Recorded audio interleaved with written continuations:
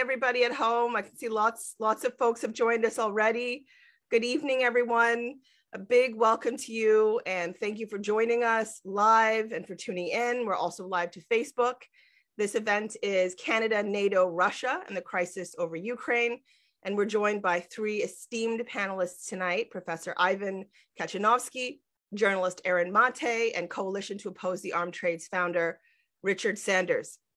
So my name is Bianca Mageni. I'm with the Canadian Foreign Policy Institute, who are the organizers of today's event. And you can find out more about our work at foreignpolicy.ca. The Institute is based in Montreal, which is situated on the traditional territory of the Kanien'kehá:ka people and the keepers of the eastern door of the Haudenosaunee Confederacy. I also want to thank our co-sponsor today, the Hamilton Coalition to Stop the War.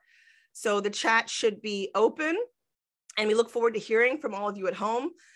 Please, of course, as always, keep your comments both to each other and to our panelists, civil, cordial, and free from racist, sexist, xenophobic, or otherwise harmful commentary. So hi, everyone at home again. Hi, Yuri. Hi, Fred. Hi, Elizabeth. Wonderful to see you. After our speakers give their initial remarks, we'll be opening up to questions from the audience. So please do post your questions specifically in the Q&A box.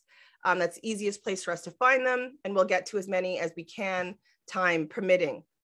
So again, I'm Bianca Mageni. I'm representing the Canadian Foreign Policy Institute, and our mandate is to challenge unjust foreign policy measures, and we aim to bridge the gap between the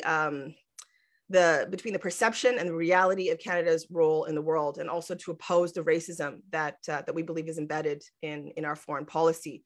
And our organization is totally reliant on contributions from our community to keep doing this work. So please do consider making a donation or becoming a sustainer at foreignpolicy.ca/donation.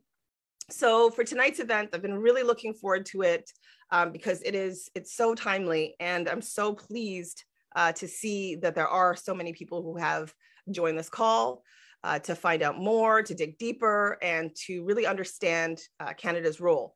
There's lots, for sure, to criticize in Russia with regards to the Russian government, but we've also got to look at the big picture, which is that NATO countries spend $1.1 trillion on their militaries, while Russia spends just over $60 billion. And we at the CFPI are very concerned about Canada's role in the Ukraine crisis. Canada is clearly, at the center of it, clearly fueling the fire of what could spiral into a very dangerous conflict between two main nuclear powers. And there are three key areas that are overlooked in understanding this crisis that Canada has been at the center of. The first is expanding NATO into Russia's doorstep, despite express promises not to do this at the end of the Cold War. Canada's been a strong supporter of NATO expansion. As we speak, there are 600 Canadian troops leading NATO missions on Russia's doorstep in Latvia. Canadian naval vessels are in the Black Sea. Our fighter jets are in Romania, also part of NATO missions. And these are alongside thousands and thousands of British and US troops all around Eastern Europe. Another major factor driving this crisis are divisions within Ukraine itself, regional, linguistic, which Canada has exacerbated. And this includes some of the areas that Ivan will be touching upon more in today's talk, including helping overthrow the government in 2014, Ukraine. The Canadian press themselves reported that anti-government protesters were stationed at the Canadian embassy in Kyiv for a week during the protests in 2014. Another area where Canada has heightened tensions is through support for right-wing Ukrainian nationalism, which Richard will be talking about later on. And finally, Canada has contributed to the over-the-top demonization of Russia. Just yesterday, there was a Canadian press story where the title strongly implied that Putin may have been partially responsible for the Ottawa protests. So really kind of absurd. And I think Aaron will be talking a little bit more about how Russia has become kind of the ultimate boogeyman. So let's get to it. Very excited. It's my great pleasure to introduce our first speaker of the evening, Aaron Mate. Aaron is a Canadian journalist and a reporter with The Grey Zone. He's a former producer of Democracy Now! And a contributor to The Nation and Real Clear Politics. He hosts the show Pushback with Aaron Mate on The Grey Zone and is also a host on the Useful Idiots podcast. Welcome, Aaron. Thank you, Bianca, for having me. Thank you to the Canadian Foreign Policy Institute and the Hamilton Coalition. It's great to be here among old friends. I especially want to shout out my high school and university classmate, Eve Engler, someone who's been very influential in my political and journalistic development. Eve and I went to Haiti almost 20 years ago to witness the aftermath of the US-Canada-backed coup. And that was a very influential experience on me with themes that I think touch on what we're talking about tonight. So it's great to be here and I really appreciate the opportunity. So we're talking about what's called the Ukraine crisis. And I use that term because I do think it's a crisis, but not for the reasons that are conventionally stated. The conventional narrative around this Ukraine crisis is that there's a threat of a Russian invasion of Ukraine and the US and its allies are trying to avert that. The problem with that narrative starts with the fact that Ukraine itself doesn't seem to feel the threat of a Russian invasion. The Ukrainian president Zelensky has been repeatedly asking the Biden administration politely not to sow panic. It's having major damage on Ukraine's economy. Last month, the head of Germany's Navy was forced to resign after he said he didn't think that Russia was going to invade. And he also said that he thinks Russia deserves respect, which is an act of heresy in some circles. So if there is not a serious threat of a Russian invasion of Ukraine, which is the position I hold, then what is this whole crisis about? Well, for that, I turned to the Washington Post late last month on January 28th. They wrote this, quote, "The crisis is a major test of Biden's presidency as Putin challenges Washington's dominance of transatlantic security."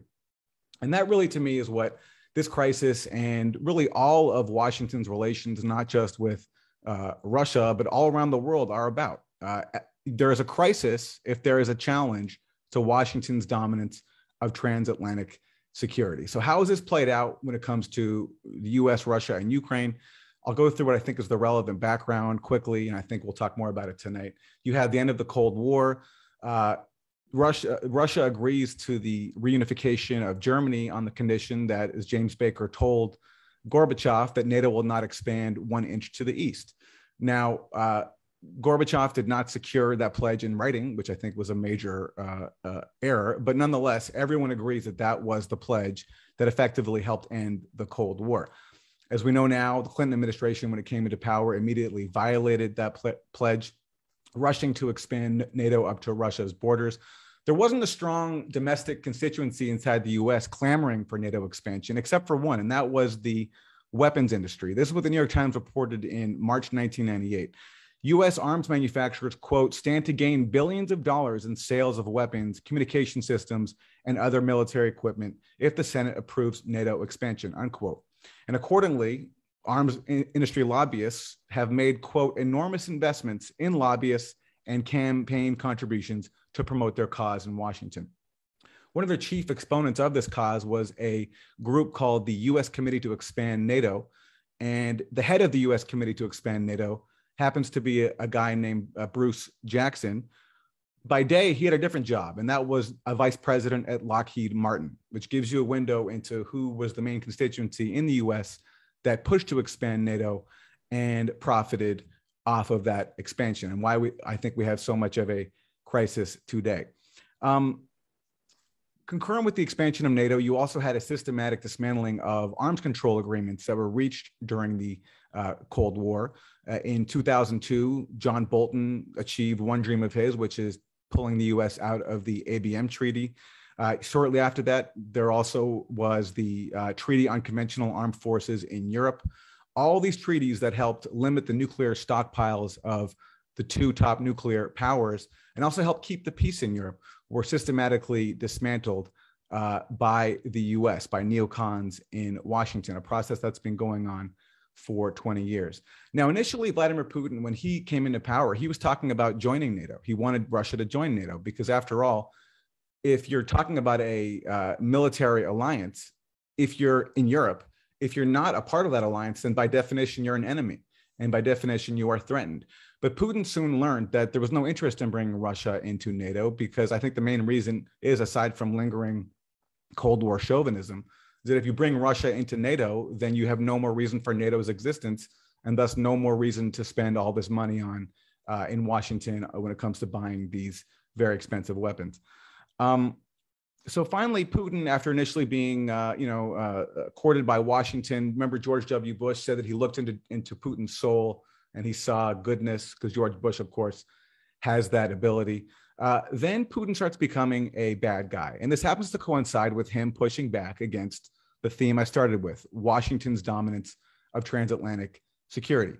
At the Munich conference in 2007, he calls out NATO expansion. He calls out the fact that the Treaty on Conventional Armed Forces in Europe is being violated, and he wants to negotiate it. That died soon afterwards. That was, Putin's hostility towards NATO was underscored a year later when Bill Burns, who's the current head of the CIA, he was then the ambassador to Russia, he writes a cable, which we now know of thanks to WikiLeaks, and it's called "Niet means Niet." And it underscored that NATO expansion to Ukraine was a red line for Russia, in part because Russia felt, as Russian officials told Burns, that NATO expansion to Ukraine could set off a civil war inside Ukraine and basically force Russia to choose a side and intervene. All of this was ignored. In 2008, you have the Bucharest Summit, where NATO commits to including Ukraine and Georgia as members.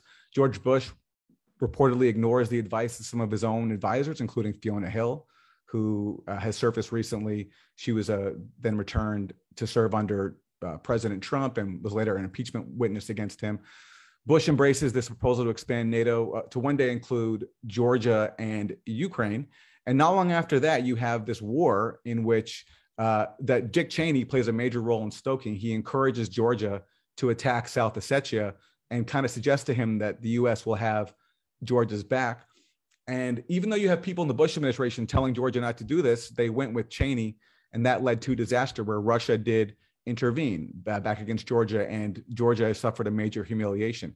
So that really angered neocons in Washington, because you're starting to see Russia push back and challenge Washington's dominance of transatlantic security. Then you have 2011, the Obama administration secures Russia's agreement not to veto a UN Security Council resolution authorizing the bombing of Libya. Russia was assured by Clinton that the U.S. would not go beyond just simply protecting the province of the area of Benghazi. Of course, we all know now what happened.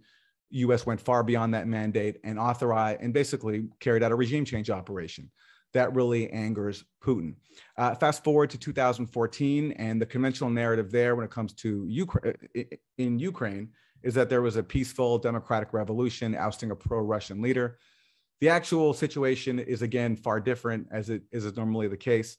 It was the background to it was best explained by Carl Gershman, who was the then head of the National Endowment for Democracy, essentially a front group for the CIA, who called Ukraine, quote, the biggest prize. And he also felt that if Ukraine could come into the Western orbit, then, quote, Ukraine's choice to join Europe will accelerate the demise of the ideology of Russian imperialism that Putin represents. Putin may find himself on the losing end, not just in the near abroad, but within Russia itself. So essentially, bringing Ukraine into the Western orbit would accelerate the prospects of regime change inside Russia, a fantasy of neocons. And that's, I think, the relevant background to Ukraine in 2014. You have a President Yanukovych who's often billed as being pro-Russian. In reality, I think he was trying to play both sides. He initially was going to sign a trade agreement with the EU that was very popular in Washington and Brussels. The problem is, I think Yanukovych realized that once he read the fine print and processed the implications, was that he was being asked, as people are all the time asked if they're going to accept a European, Western, American-backed agreement, to adhere to harsh austerity, to cut pensions and cut energy subsidies. And he realized that that would jeopardize his political future. Russia took advantage of that. They used some coercion, but also offered a more generous agreement. So Yanukovych switched and signaled that he was going to sign with Russia. That set off protests. A major component of those protests, I think we can reasonably say were legitimate protests against corruption. But there also was a far-right neo-fascist element too that did not just want to oppose corruption, but wanted regime change. And it was that component that the US threw its weight behind. John McCain, Chris Murphy went over to Maidan Square, posed with the protesters, encouraged them, culminating in early January 2014, or January 2014, Victoria Nuland, a senior official under Obama, now back under Biden. There's that famous leaked phone call we all know about where they're plotting who they're going to install as the next Ukrainian prime minister. Yats is the guy, as Nuland said. And lo and behold, a few weeks later, there was an agreement to end the Maidan protests and hold new elections. That was sabotaged by the far-right forces. The US cheered that on, and Yanukovych was forced to flee. And lo and behold, the guy who Victoria Nuland had selected became the next Ukrainian prime minister. And Russia responds to all that, the prospect of a coup far-right government controlling Crimea, which is hosts Russia's most important naval base. Putin responded to that by seizing Crimea and getting behind Russian, pro-Russian, Russian-speaking separatists in the east. So in talking about what explains this current crisis, that to me is the relevant background that we're not allowed to discuss. We're supposed to believe that at a time when Russia is facing the prospect of increased integration with the rest of Europe via the Nord Stream 2 gas pipeline, the pipeline that would bring Russian energy to Germany and then the rest of Europe, that at that moment, all of a sudden, Putin decides to wage or threaten a major invasion. It doesn't really make sense to me. What does make sense to me is that Putin is among the few governments in the world that can deter Western dominance. And this is an effort to, this crisis, this ginned-up crisis, is an effort to try to put Russia back in its place. So I'll stop it there, and I look forward to hearing from the other panelists. Thank you.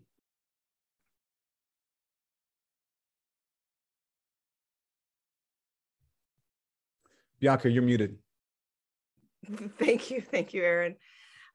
Thank you so much for that incredibly clear presentation and for that relevant background. I think that really helps us to understand what's really going on, and for just and for your ongoing brave work in challenging and questioning the assumptions and exaggerations that we've been getting from mainstream media. So Aaron will be joining us later for the Q&A, and really look forward to hearing more from you then. And I just want to remind people that if you have questions for our speakers, please do post them in the chat.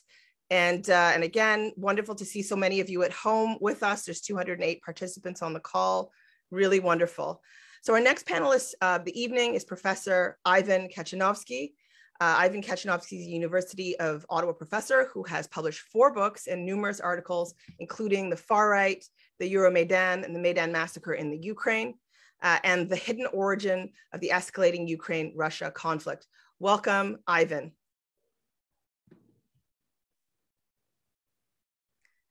Thank you for the invitation.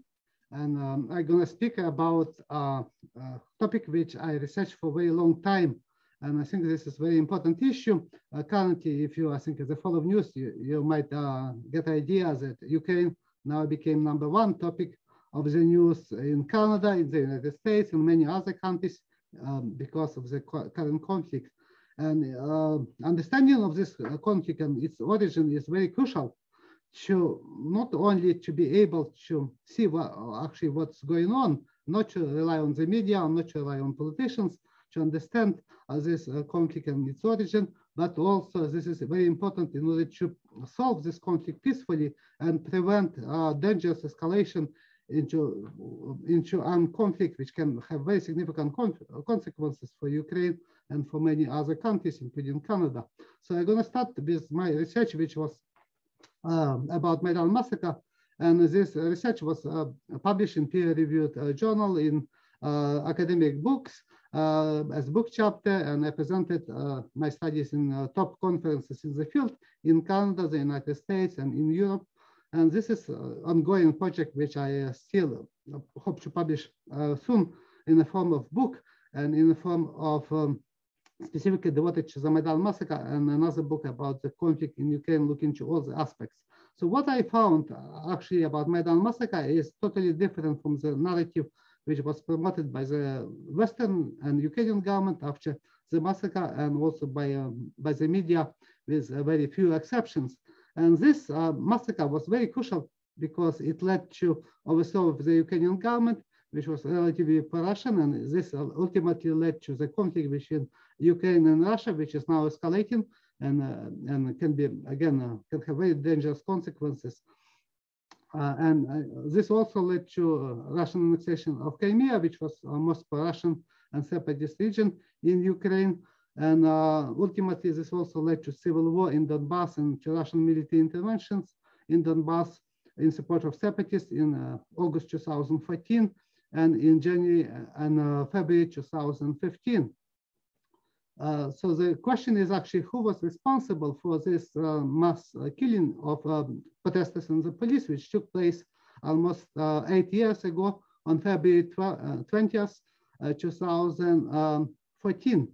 And according to overwhelming evidence, which I examined, in particular evidence which was revealed by the Maidan massacre trial and investigation, which is still ongoing, but it is now close to completion, this evidence shows beyond any doubt that this massacre was perpetrated not by the government forces, specifically by the Berkut special anti-riot police unit, whose members are charged with this massacre.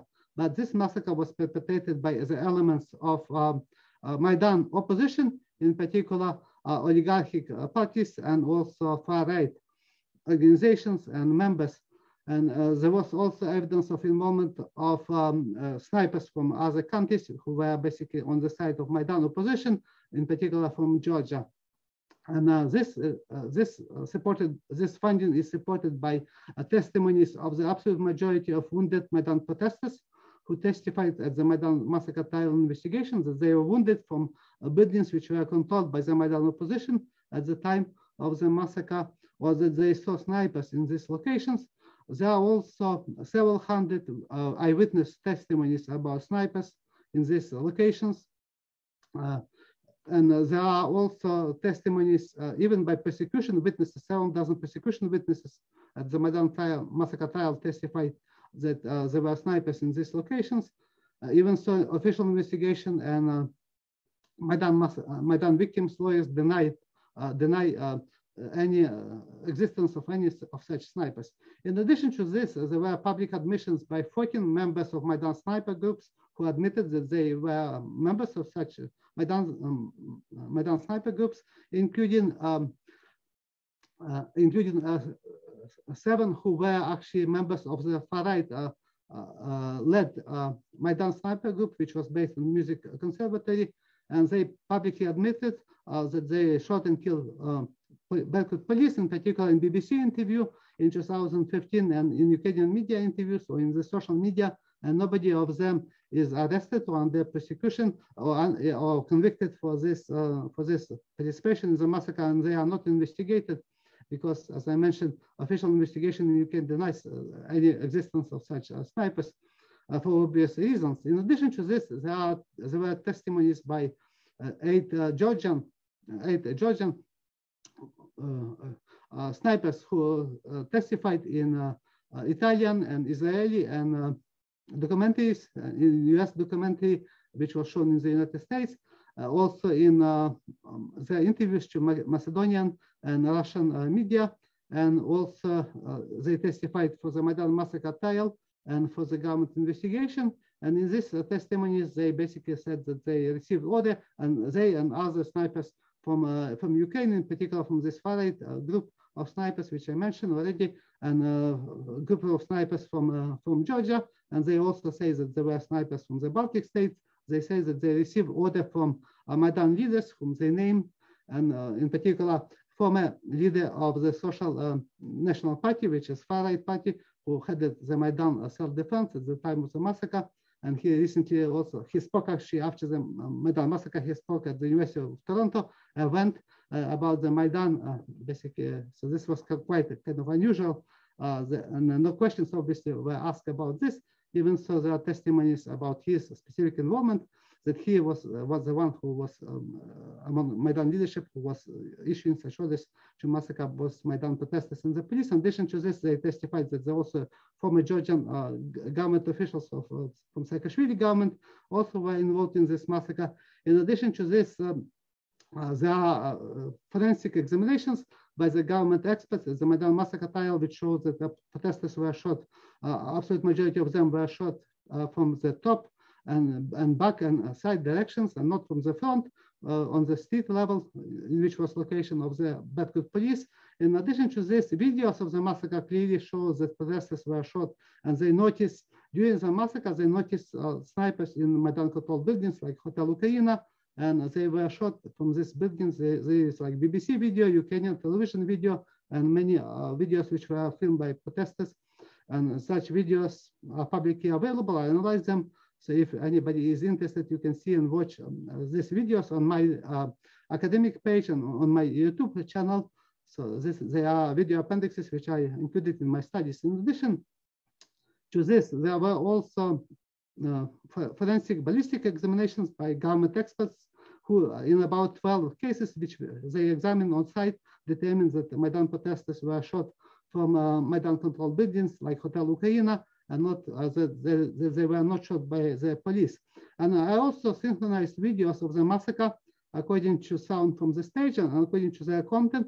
And this synchronization of the videos alone shows that actually Berkut police, police members who were filmed shooting from Kalashnikovs and from their non-lethal rifles, the direction of overall direction of the protesters actually that they did not massacre the protesters because the time and direction, specific direction of the shooting did not coincide with specific time and direction from which protesters were shot and killed and wounded.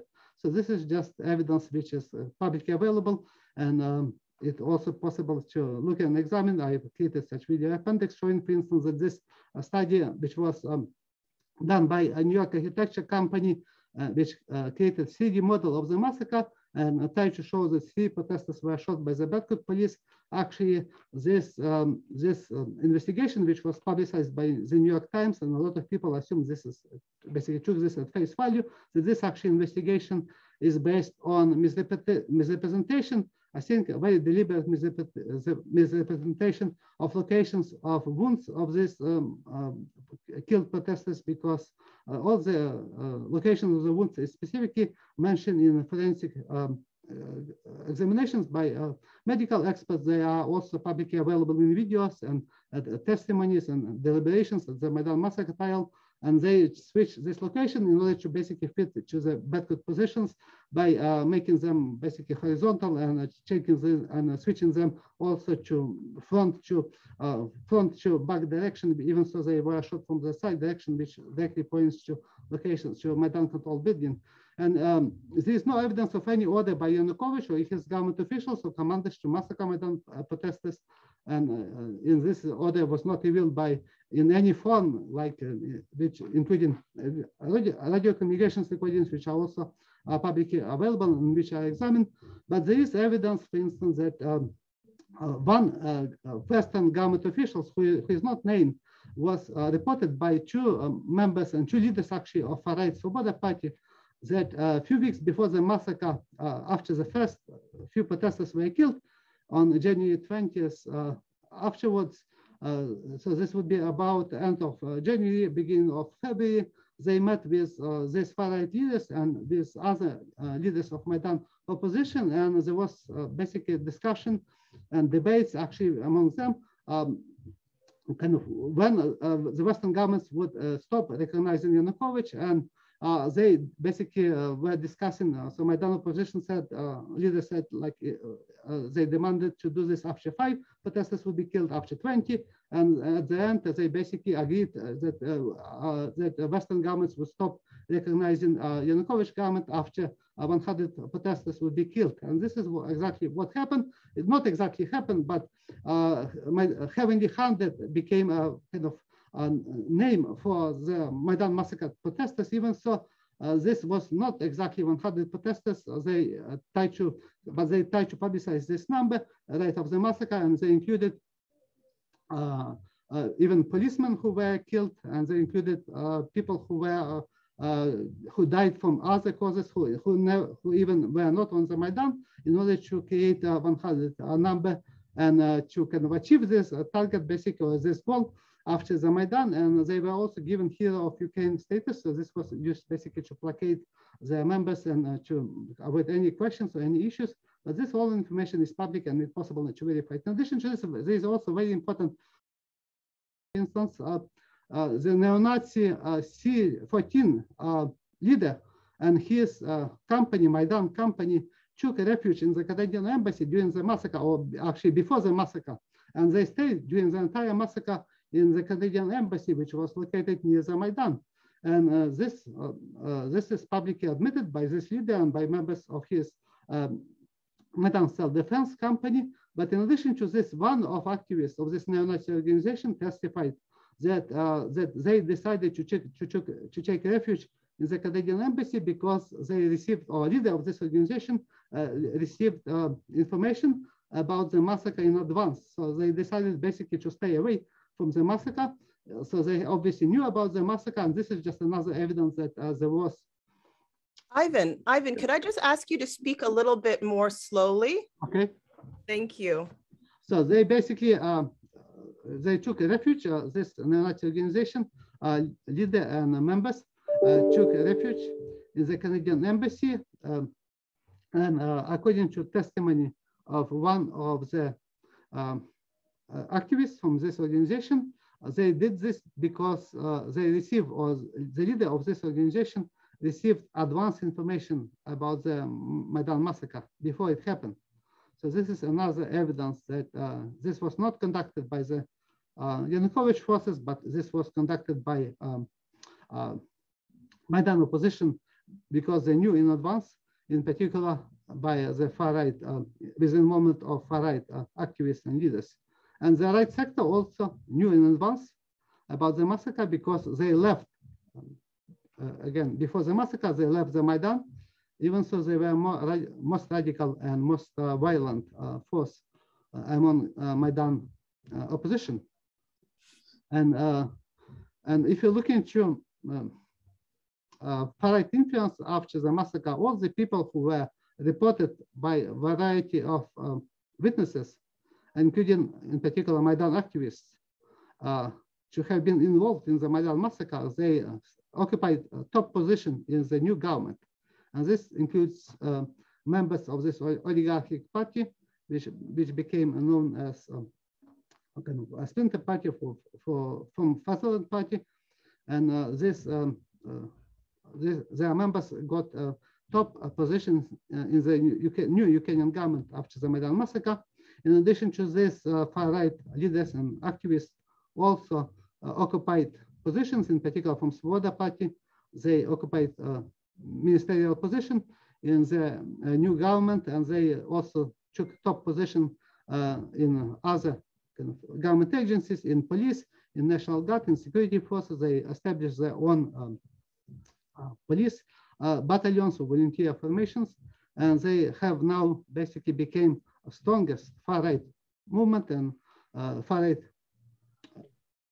politically and militarily than any other country in the world. So this is quite testimony that they actually, this was not accidental, that they actually got such power because of their involvement in this Maidan massacre, which led to overthrow of the Ukrainian government by Yanukovych. And there is also testimony at the Maidan Tison trial of Yanukovych that there were several assassination attempts against Yanukovych right after the Maidan, and in particular during the Maidan massacre. And this was the actual reason, and this was actually the reason why Yanukovych fled from Ukraine, not because he was involved in the massacre, but because of assassination attempts. And if you look into Canadian policy in this regard towards Ukraine, so Canadian policy towards Ukraine, in particular towards towards a new government in Ukraine and towards the Yanukovych government and towards the conflict in Ukraine was similar to policy of other Western countries, in particular the United States. So this is just a continuation of basically Canada basically taking lead from the United States in terms of their policy concerning Ukraine. They supported new government, they recognized new government. There is no evidence of any demand by any Canadian politicians and government officials to investigate the Maidan massacre. And this is similar to the US government stance and to stance of other Western governments. Even so, there was a treaty or deal signed by Yanukovych and by ministers of France, Germany, and Poland, in which there was a need for, there was a call for, and one of the agreements was to set up international investigation with involvement of Council of Europe, but this was never done. In addition to this, basically Canada supports all the other policies in Ukraine, which would not be basically supported in Canada itself. And this applies to language policy, to role of the far right, to to use military force in Donbass, and many other policies which would be basically anathema and taboo in Canada. But Canadian politicians support them, and there is no discussion, no debate about this policy. And if you also look into conflict, why this is important, because Maidan massacre led to a variety of conflicts in Ukraine, but also to this escalating and very dangerous conflict between Ukraine and Russia. And there were predictions and announcements basically that there would be a war taking place right now on February 16 by anonymous US officials and also by Joe Biden, who basically said that this would be a likely date for Russian invasion. But based on my own research, I do not take any politicians at face value, any government officials at any face value, and it's necessary to look for evidence, and no evidence was provided. So I can rely on my own research, and I can say that there is increased risk and danger of a conflict between Russia and Ukraine becoming violent one, but not necessarily in the form of war. It can be in the form of recognition by Russia of independence of separatist republics in Donbass, and the deployment of Russian military in Donbass. Or it can be, for instance, more limited armed conflict, which in Baltic, in Black Sea, or in Eastern Ukraine, or in other regions of Ukraine, or it can be even a war. But this would be very dangerous if this would happen. So I do not think this is guaranteed that conflict in Ukraine would lead to a war, and it's still possible to avoid this conflict. And in particular, one way to peacefully resolve a conflict between Russia and Ukraine, and also to try to have also peacefully resolve conflict within Ukraine in Donbass, is to understand the origin of this conflict, in particular Maidan massacre, and who was responsible for this massacre, because this is a very crucial issue, and nobody is convicted, and nobody currently is under arrest for this mass killing which took place in Ukraine and which led to such conflicts. And my suggestion personally is that this conflict can be resolved by having international agreement to, for instance, offer Ukraine prospect for membership in the European Union under condition that Ukraine would fulfill all the requirements for such membership, like democracy, human rights, and protection of minorities, and so on, and would investigate Maidan massacre and other crimes like Odessa massacre. And in exchange for this, Ukrainian government can agree to renounce NATO membership as its goal, which is in any way not practically is not achievable, because this is not going to be accepted by other Western countries, in particular France and Germany. Nobody wants to fight with Russia, which is a major nuclear power. In case of conflict in Ukraine became armed conflict between Russia and Ukraine. So this would lead to basically conflict between NATO and Russia, which is NATO does not want to do this. So in such case, Ukraine has no chances, basically real chances, to become NATO member in the foreseeable future. So this kind of goal can be easily abandoned. And also Ukraine can be in exchange for European Union, prospect of joining the European Union, which has strong support in Ukraine in contrast to NATO membership.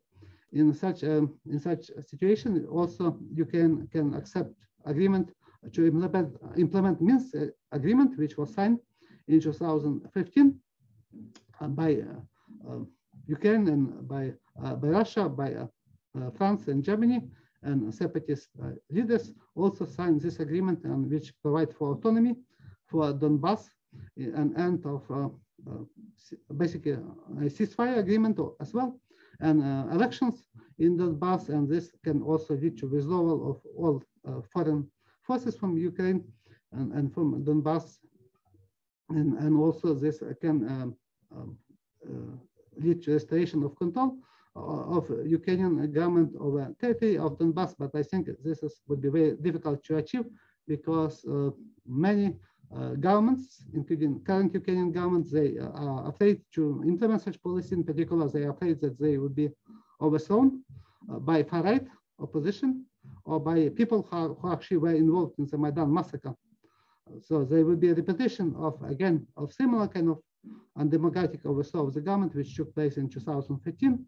So in this case, it would be kind of, and this is one of the reasons why Zelensky abandoned his initial agreement to investigate Maidan massacre, and also promised to end conflict in Donbass, to negotiate peacefully. And he basically started to continue Poroshenko policy, which relies on nationalist policy and nationalist goals.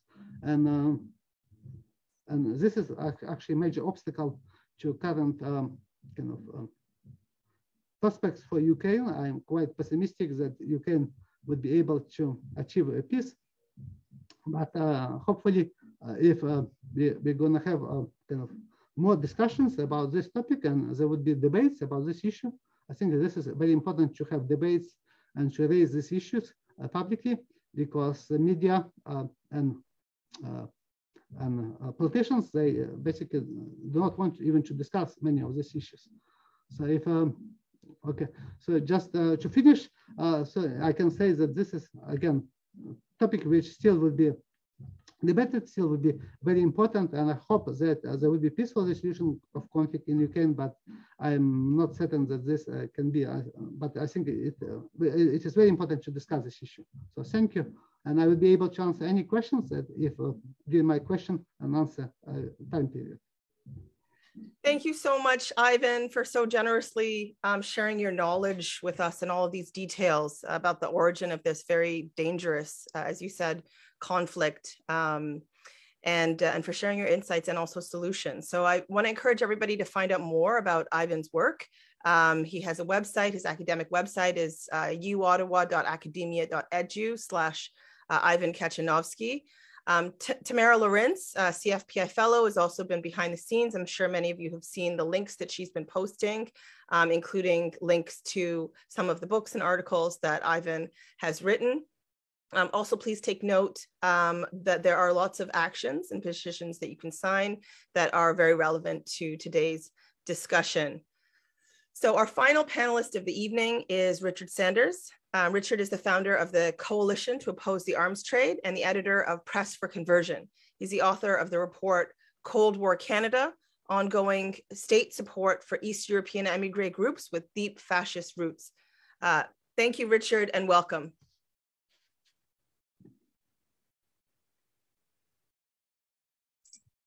Okay. All right. Well, thanks very much for having me. I really appreciate the opportunity to speak. And I think that, you know, the topic of Canadian right-wing Ukrainian groups follows nicely from Ivan's talk, because he talked about how important the far-right fascist groups are in the Ukraine and how instrumental they were in overthrowing the government in that coup in 2014. So similarly in Canada, we have a very powerful right-wing Ukrainian Canadian diaspora, probably arguably the strongest far-right Ukrainian body of people outside of the Ukraine. So since the Ukrainian Canadian Congress, the UCC, has been so prominent in the news lately, what with their promotion of escalating the conflict with Russia over Ukraine, I think it's important to maybe start by talking about the Ukrainian Canadian Congress. A few key things to understand about this group that's been in the news so much lately is that it was formed in 1940, and the Canadian government was absolutely instrumental in facilitating the creation of the UCC. You could say that the Canadian government created the UCC, and its purpose in creating it and in facilitating that creation was it had a number of important functions that the Canadian government wanted, and that was on one hand to unite the right-wing anti-communist Ukrainian movement community in Canada, and to, just as importantly, to crush or overpower or replace the very dominant at that time, up until the Second World War, the most powerful Ukrainian movements in Canada were very left-wing. These were radical groups, and they still exist. But their power and their influence over the Ukrainian community in general has diminished, in large part because right after the Second World War, the Canadian government went out of its way to bring in about 40,000 or so extremely right-wing, pro-fascist, you could say, Ukrainian emigres who had sympathized or collaborated with the Nazis, who strongly identified with fascist movements. And I'll be talking a little bit about those, but so the Ukrainian Canadian Congress, which was formed in 1940, is an umbrella organization. So it represents many different organizations, associations, and it represents, its member groups represent about 200,000 Canadian citizens. Now, most of those, or over 200,000, and most of those are because churches belong to the Ukrainian Canadian Congress. Those are the most populous groups within the UCC. But it also includes businesses and youth groups and women's groups and cultural groups like dance groups or artistic groups, educational groups. But you have to, but what's really important to understand, it claims to represent all Ukrainians in Canada, but it doesn't at all. It only represents the right-wing Ukrainians. The left-wing Ukrainians, right from the start, it said, we do not want any of those left-wing Ukrainians within the UCC. We will not accept their membership. This is an umbrella organization for the anti-communist Ukrainians in Canada. Okay, now it's also, I think, to give you an indication of where the UCC stands and what its political position is, it's good to note that among its member groups from the Second World War on have been veterans associations. So you had two major veterans associations that played a very dominant role within the UCC, and these veterans are still glorified and remembered fondly because they're the fathers and grandfathers of the leaders of the UCC and many of its member organizations. So these veterans organizations, for example, the two main veterans organizations are the Association of Veterans of the Waffen-SS Galicia. So this was it was founded by, armed, trained, equipped, and recruited by the Nazis, and the volunteers. They were all volunteers. Many more people volunteered than were accepted, and the volunteers for the Waffen-SS Galicia swore a religious oath to fight to the death for the Führer, Hitler.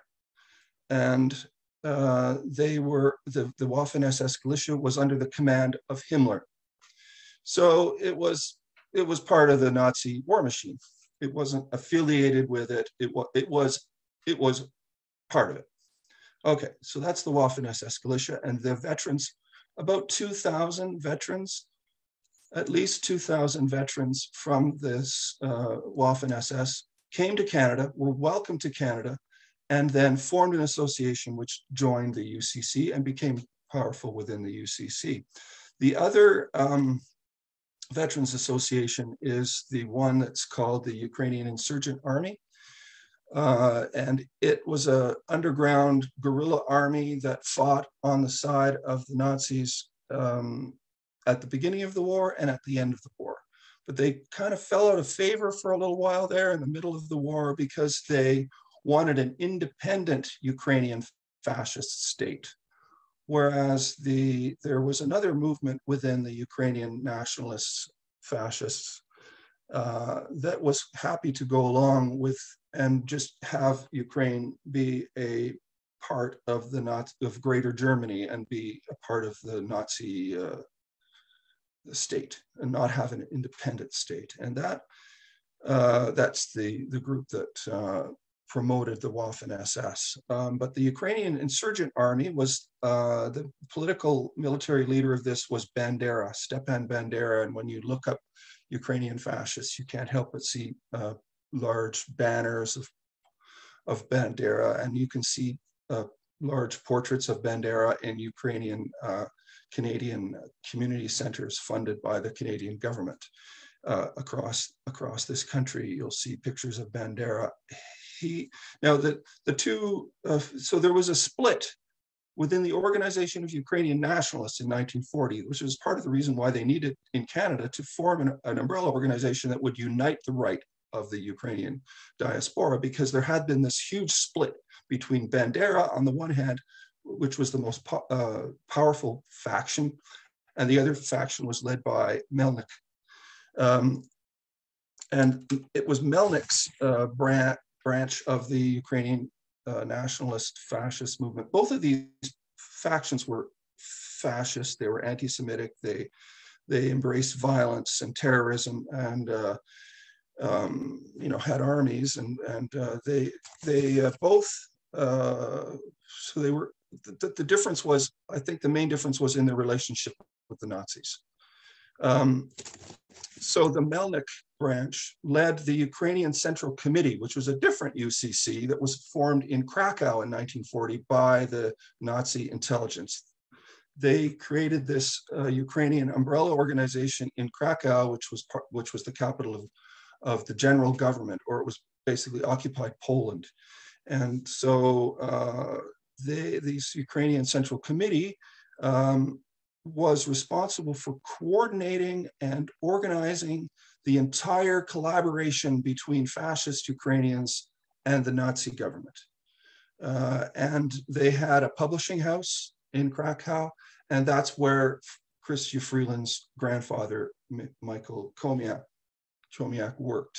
He was the head news propagandist for the UCC's publishing company, which its printing presses were taken from a Jewish newspaper. Its offices were from the Jewish newspaper. Chomiak lived in apartments that were taken from Jews. Thousands of Jews, tens of thousands of Jews were kicked out, and they were replaced by Ukrainians who took over their businesses and their homes and everything like that. So, so the Ukrainian Central Committee was headed by a guy named Volodymyr Kubiovich. He came to Canada after the war. His main project was starting an encyclopedia and to sort of consolidate his version of history. This is the guy that was the head of the main collaborating force with the Nazis, who Chomiak worked for. He came to Canada, and his Ukrainian encyclopedia project was taken over by the University of Alberta in Edmonton. And Chrystia Freeland's first jobs that we know of, when she was about 16 or so in the 1980s, she got a government-funded 2 government-funded summer jobs working as a writer for the Ukrainian encyclopedia. Her grandfather had also been very deeply involved in this encyclopedia, and he actually went to France and lived with Kubiovich for a while, his wartime boss. But in the 70s, he went over there and met up with his old wartime boss, in order to work on this encyclopedia and help bring it to Canada. So of course it rewrites history and presents the fascist Ukrainians as the good guys, the freedom fighters, and of course the Soviets and the communists are the evil bogey that everybody in the world that knew that was on the right side of history knew that that's who their main enemy was. It's the Kremlin. The Kremlin is always the main enemy for these Ukrainian nationalists. These aren't just your run-of-the-mill anti-communists. There's a lot of anti-communism in Canada, but these guys are virulently anti-communist. Like, they are extreme Russophobes. Anyway, more about Freeland later. But, I'm going to say a few things about government support to these groups. So the government, as I said, brought in about 40,000 Ukrainians that were, even though at the time, the Canadian government had a no Jews policy and no Reds. It did not want to allow the immigration to Canada of Jewish people or of communists or anyone that was radical or on the left. No way. You wouldn't live. Those are the enemies of the Nazis. You would not want them in Canada either, because Mackenzie King he loved Hitler. I think he literally loved Hitler. He went and visited him. If you read his diary, oh my God, to look into the mind of King and to see how much admiration and love and he had for Hitler right up until 1939. Anyway, Canada went out of its way. The Ukrainian Central Committee, it was the Ukrainian Central Committee at the time. Now it's the Ukrainian Canadian Committee. Now it's the Ukrainian Canadian Congress. It helped the government to bring in several thousand of the Waffen-SS and the Bandera veterans.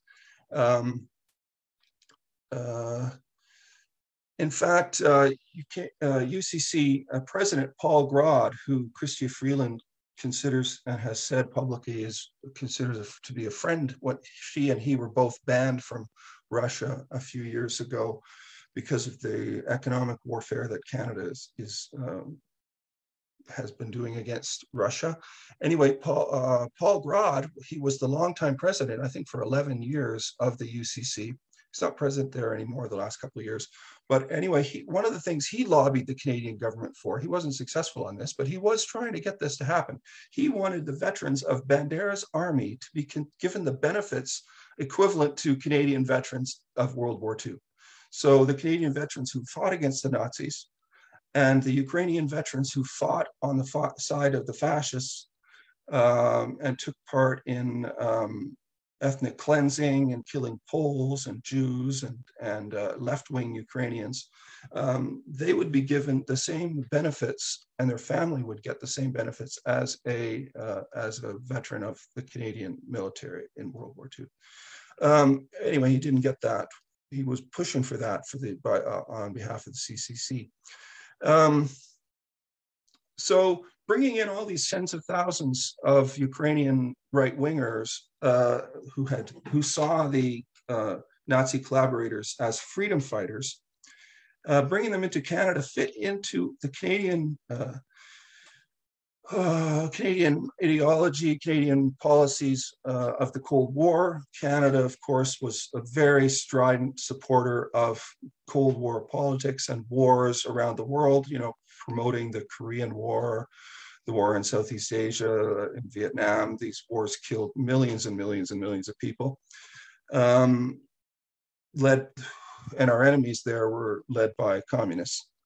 So you can see how the right-wing emigre communities would be all in favor of those wars, and they were stridently supportive of those wars and vocal supporters of it in the newspapers and whatnot. But also Canada had this very right-wing anti-communist policy throughout the Cold War and supporting wars and coups and regime changes and invasions in Latin America and in Africa, as well as in Asia, of course. So on the other hand, you have these left-wing Ukrainian groups. They were banned. Their leaders were rounded up in Canada. Leaders were arrested. Their community centers were confiscated and then sold at bargain basement prices. And guess who bought them? A lot of these left-wing Ukrainian community centers that they had built up, which had been centers for organizing, like even in the Winnipeg General Strike of 1919, you know, it was at the Ukrainian labor temple of these left-wing Ukrainian, this left-wing Ukrainian movement. Those community centers, I think 117 of them across Canada, were confiscated by the government and then sold. And a lot of them were purchased by these right-wing groups. Now, some of them eventually, years later, were able to get some of them back. Also, their libraries, the left-wing Ukrainian libraries, were literally burned. The Canadian government gave the order to burn the libraries. This is during World War II, of these left-wing Ukrainian Canadian community centers. They had, you know, imagine the treasure trove of documents and books and everything, not just, you know, Karl Marx or other, you know, left-wing books like that, but just regular novels and books that they had on the shelves for their community members were all burned by the ton. And the printing presses, in some cases, were stolen by the Canadian government from the left-wing Ukrainians and given to the right-wing Ukrainians. So this is another way that the Canadian government helped to help these right-wing Ukrainian groups by stealing from the left-wing Ukrainian groups. So I now want to move on to specifically some of the financial support.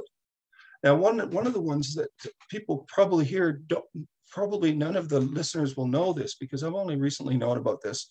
And so since I'm the guy that's been in the peace movement that's really been pushing this stuff, you probably don't know about it because I just learned really the details on this. But people may know that there are monuments to the Ukrainian fascist veterans and Nazi collaborators, military leaders and whatnot, veterans in Oakville and in Edmonton. And the one in Edmonton, there's a statue in front of the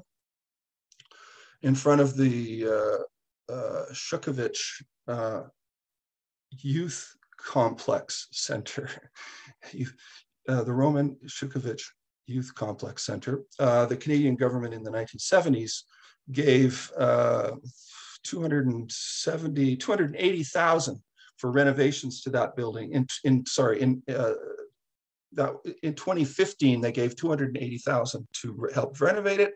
And but more recently, in 2021, the Canadian government gave $36,000 because there's a larger-than-life bronze statue of Shukovich. Now, Shukovich served in German uniform. He was a Ukrainian, but he served in a German uniform from 1939 to 43.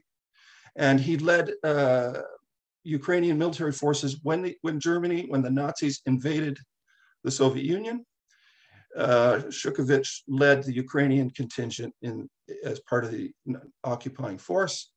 He was a leader. He was going to be he was chosen to be the defense minister of this independent Ukrainian state that the Nazis didn't want to have. And it lasted about a week, that independent state.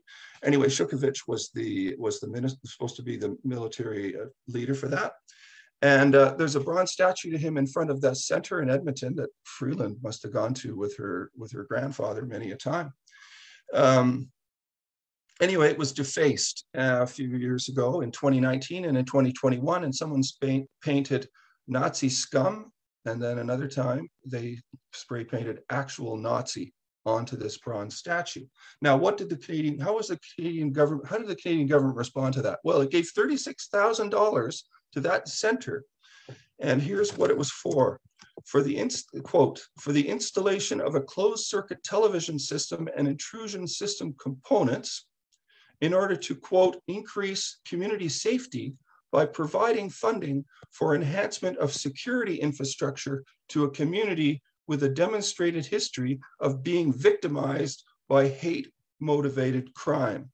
So it's not a hate crime to have a statue to a Nazi leader, military commander who did ethnic cleansing, but it is a hate crime to write actual Nazi on his statue. Now, I don't like the defacement of statues.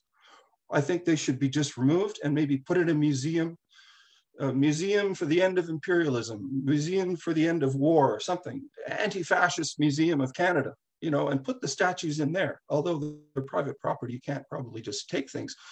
Oh, but wait a minute, the government took all those community centers. Maybe you could take the statues. No, they wouldn't do that. But they provided a camera system to protect the statue so that they could record, and they considered it to be a hate crime. Anyway, so that's just one recent example that of how the Canadian government helps fund these organizations. There's the various different community centers receive money. Millions of dollars have gone out to their publications, to their events, to their parades, where right-wing Ukrainians march with banners displaying Bandera's portrait. If I just finish with a few words about Chrystia Freeland.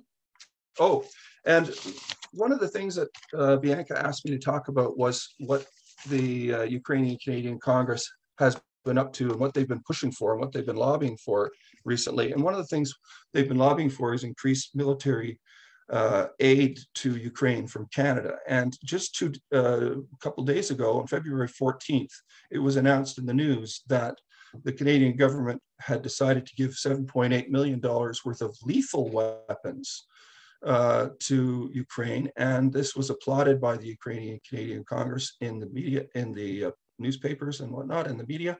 And so Canada is sending machine guns and hand pistols and rifles and ammunition. And Canada is also giving a loan of $620 million.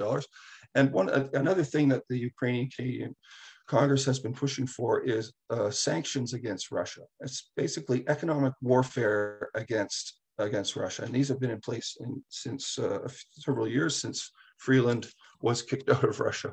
And just before our foreign minister went to visit Ukraine in December, she stopped by the offices of the Ukrainian Canadian Congress, got their input. Of course, she's in touch with them and they're lobbying her all the time.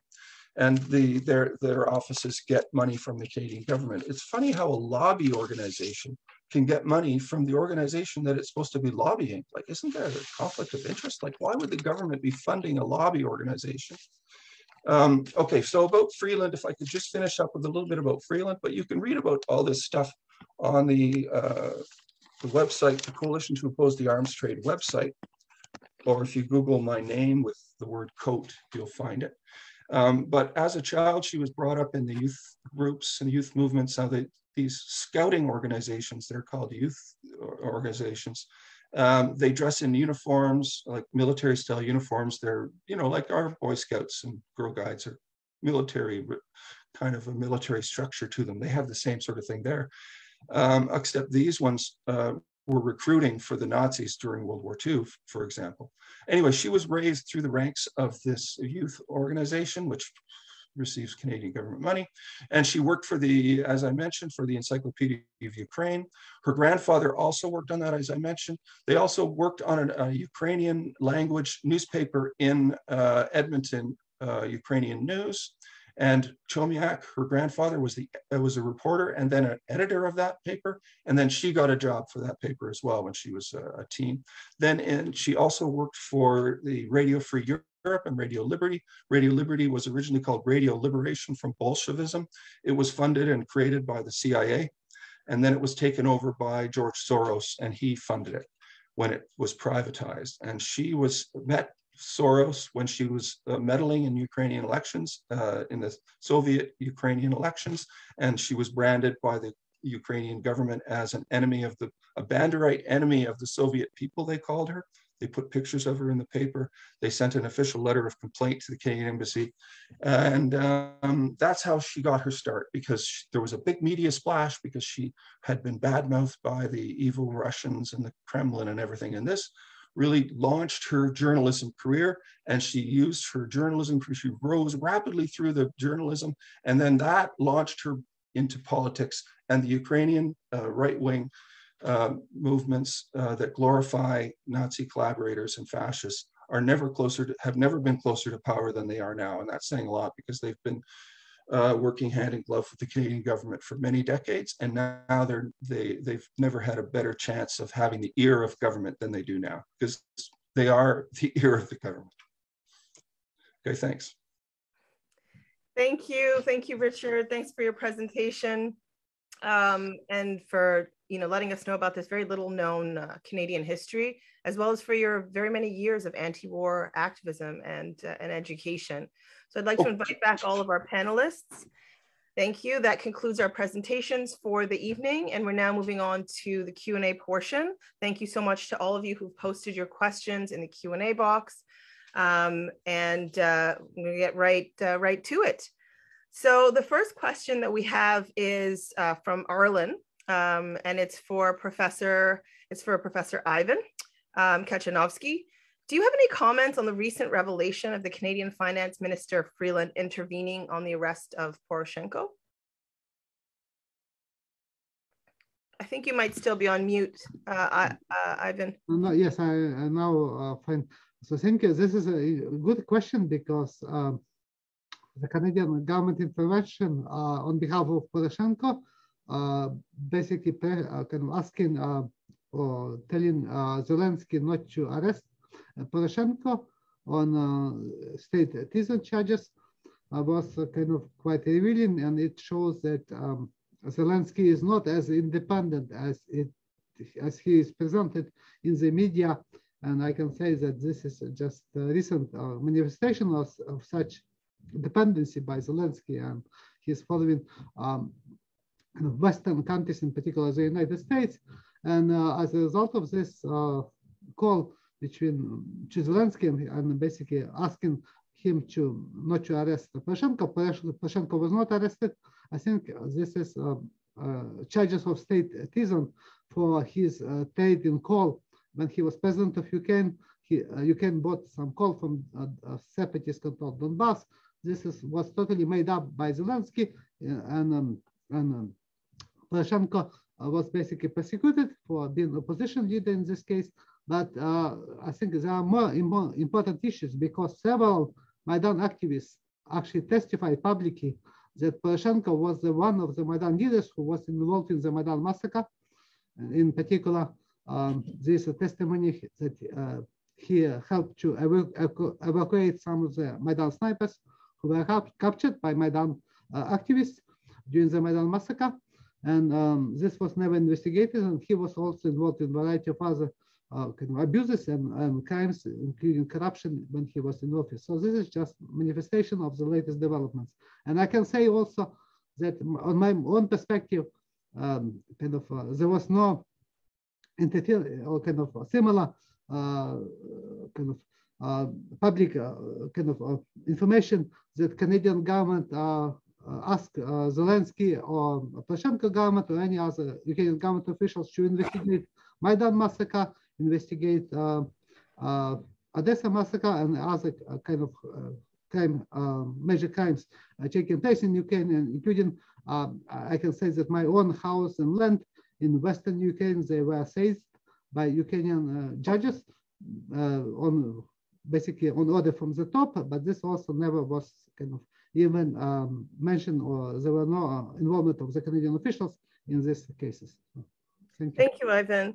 The next question that we have is for Aaron. How do we get out of this crisis? Could you talk about the broader Russia-NATO détente, easing of hostilities and strained relations? Oh, you're still on mute, Aaron. How we get out of this crisis, I think, is there needs to be a countervailing force to the neocons in Washington who have been running policy for so long when it comes to Russia. And it's difficult because this administration in Washington right now has such major responsibility for the whole Ukraine situation, and in general, such animus toward Russia. It was the Biden-Obama camp that did this Maidan coup, that backed the Maidan coup in 2014. And the centrality of Biden in all this is underscored by the fact that a Ukrainian gas company felt the need to give Biden's son Hunter a lucrative gas seat. And that's not because they thought Hunter was a bright guy, contrary to what Joe Biden has said. It's because Joe Biden, his father, was a major player in shaping post-coup Ukraine. And Victoria Nuland, who's now basically running Ukrainian policy for Biden, she was the one who I mentioned before, had picked the next Ukrainian post-coup prime minister. So these are all people who have been very involved in Ukraine. I recall that during the Trump era, Russia was deemed to be the cause of Trump's victory. Putin installed Trump in the White House and was controlling him via compromise and blackmail. That was the prevailing Democratic narrative. And when that failed with the Mueller probe, that led to this impeachment, where Trump was impeached not because he supported Saudi mass murder in Yemen or committed any other number of war crimes, but because he briefly paused some weapons to Ukraine, and alongside pressuring Ukraine to investigate Joe Biden. And Adam Schiff, the top Democrat, was getting up on the House floor during the impeachment and saying that we aid Ukraine so that we fight Russia over there and not over here. The implication being that Russia will be invading the United States unless we arm neo-Nazis in Ukraine. So you have Democrats really united behind this narrative. And even though they already agree with the suggestion that Ukraine will not be joining NATO anyway, I mean, Biden's already pretty much acknowledged that. But I think the commitment to U.S. hegemony is so strong, and the commitment to demonizing Russia is so strong that it will be very difficult. I do think there are off-ramps. I mean, something that could help everybody save face. I don't think the U.S. will ever agree to, slam the open door policy for NATO shut on Ukraine, but they can agree to some kind of language that puts it off the table for many years, and that will hopefully be amenable to Russia. So I think there are reasonable solutions that can help everybody save face. But the question is whether there's a countervailing force to the bipartisan consensus in Washington that just wants constant war fever and constant conflict with anyone who is a deterrent to U.S. hegemony. Thank you, Aaron. The next question is, someone would like to know, can anyone comment on the Canadian embassy being used by the Maidan protesters for a week in 2014, and how that would be viewed if it were the Russian embassy providing similar support to the recent Ottawa convoy protests? Does anyone want to chime in? What do you think, Richard? You're still on mute. Sorry. I was just going to say, I don't know about the use of the Canadian embassy. I heard it was used, but I don't know any details about it. Okay. Would anyone else care to comment on that? Yeah, so if I can comment, I published about this in peer-reviewed articles about this case. And it was not just Maidan protesters, this was a neo-Nazi organization, which was, whose actually parent organization, Svoboda, was involved in the Maidan massacre. So, and they knew in advance about this massacre. And this was the reason why they took refuge in Canadian embassy on February 18. So they knew in advance about this massacre. So I'm not sure kind of what specifically individual involvement in this case there was, but it is quite revealing that this information was not published in Canadian media. The Canadian media only published that there were Maidan protesters taking refuge in this embassy, but they never reported that this was a neo-Nazi organization, and not only just ordinary neo-Nazi organization, but the reason that they took this refuge because they knew in advance about the Maidan massacre, so they wanted to kind of stay away. And this is very important. I just gave interview recently to a major Canadian media about this story, so I would see if they would publish this or not. But this is, I also gave interview to Al Jazeera English television about this story about Canadian embassy. So I'm also going to see if they report this. So it will be still, I think this is major story which needs by the media to be examined and to be reported. Thank you, Ivan. So the next question we have is actually from the chat. Someone says, I know that Chrystia Freeland is an anti-Russian Ukrainian, but besides her, I'm interested in knowing what role the Ukrainian diaspora is playing in this issue. I'm half Ukrainian myself, and I'm opposed to the creation of tensions in the region that could result in Ukraine's destruction. and the creation of millions of refugees from the region. I do not think Russia is interested in invading Ukraine unless it felt obligated to defend ethnic Russians from persecution by Ukrainian nationalists. And I'll just add a question mark to that. Would anyone care to comment on this sort of question / comment? Yeah, the Ukrainian Canadian community, the right-wing community at least, is quite active in lobbying the Canadian government, as I said, and they've been pushing for increased military assistance, more trainers, more weapons. They want to escalate the tensions as much as they can. They see Russia as the one and only source of a problem here. They don't see any problems with the government in Ukraine's association with neo-Nazi groups. They don't see any problem with the monuments to the Red Army or whatever being torn down, and the monuments to Bandera being and other Ukrainian fascists being, created. Bandera's birthday is a national holiday in Ukraine, January 1st, and they don't see problems with those things that we might see as problems. They certainly exacerbate the conflict. I think that Russia really identifies, the Russian people and the Russian government very closely identify with the Soviet Union's role in defeating the Nazis militarily in World War II. That's a huge part of their identity. It's maybe one of the most important parts of their identity. Like we think about Canadian identity, like the myths of Canada and how great peacekeepers we are and all that. But the Russian identity is very much anti-fascist, anti-Nazi, and the Ukrainian Canadian diaspora that is assembled under this umbrella of the Ukrainian Canadian Congress, the right-wing group that's always pushing for sanctions against Russia and was instrumental in promoting the Magnitsky laws that are used not only against Russia, but have been used in other places. And another thing is Freeland is very closely associated with the Lima group. I mean, everybody, I guess, associated with the CFPI knows about that. So they've been very playing a big role in pushing for these things with the Canadian government, and they don't really need to push the Canadian government because the Canadian government's already on board with all that. They see eye to eye on it, but they're close allies and collaborators in these various wars and in promoting NATO. These guys have been promoting NATO since NATO was created. Anyway. Well, we have, there's actually a question that's very related to that. Someone asks, Canada postures as standing with Ukraine, yet is actively destroying its future by solely promoting its war stance against the world's most advanced military. How does Canada reconcile its reputation, having become a leading warmonger following US foreign policy? I'll put that to all the panelists. I could say a few words about that.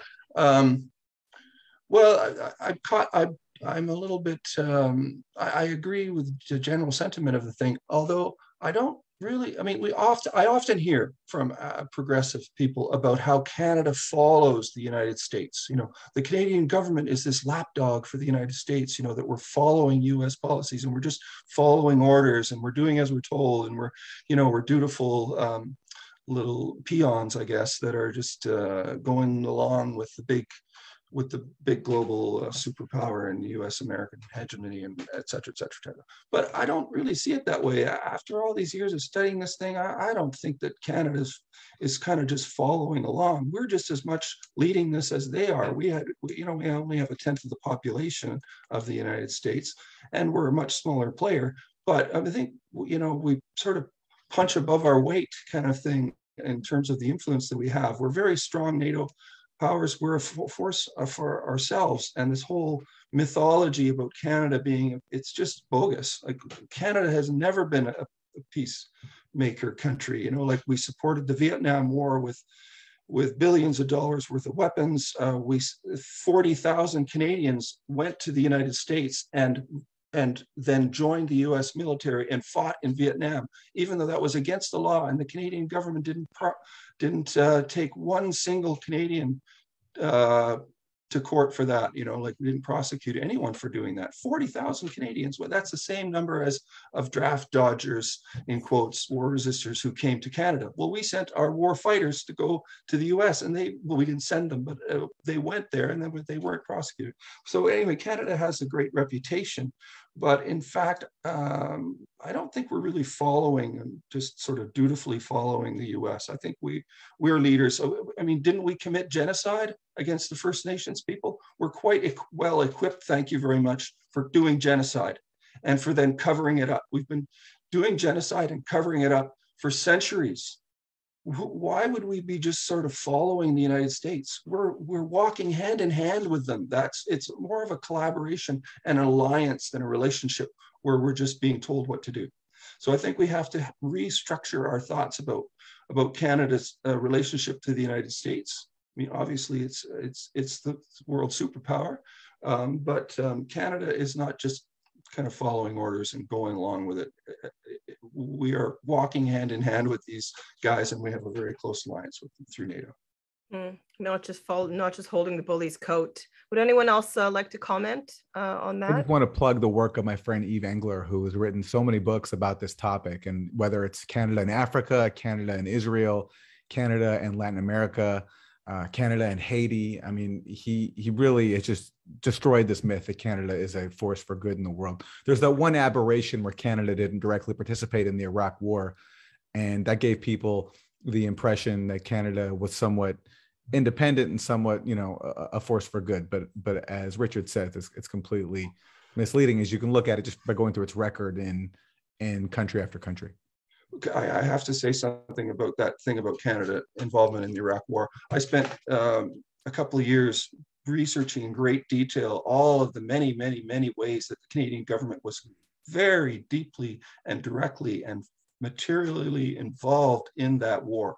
We had commanders leading, we had generals. We had 3 or 4 different generals who led the foreign forces in Iraq.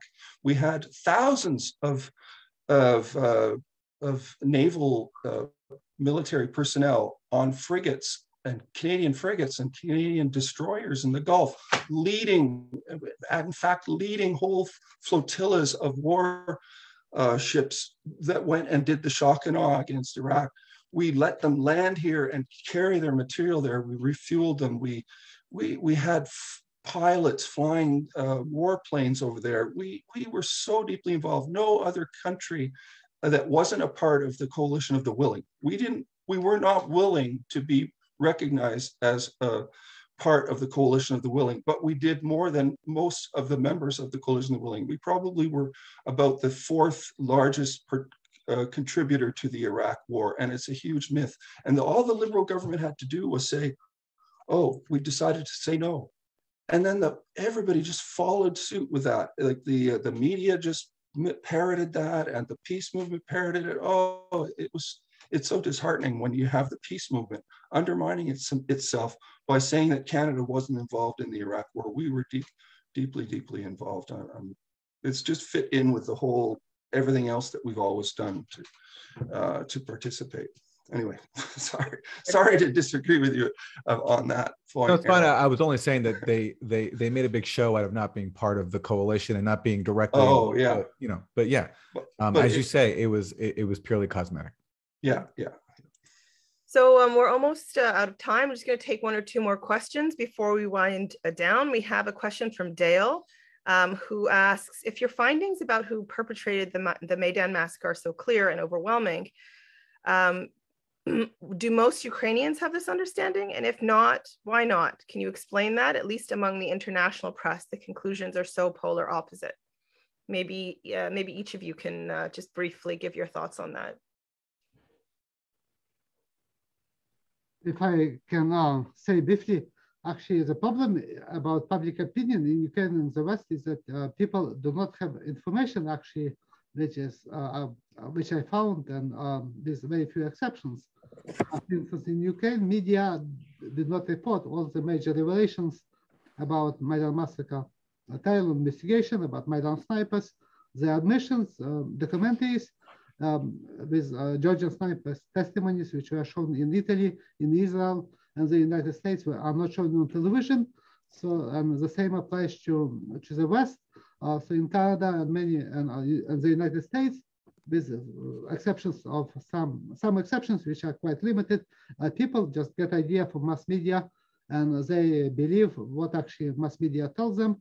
And this is, I think, major issue. Until mass media would not report about this issue, a lot of people would have a distorted perception about the Maidan massacre, because they only shown these videos, edited videos, and they are told that this is basically already resolved, there is no issue, and everything else is conspiracy theory.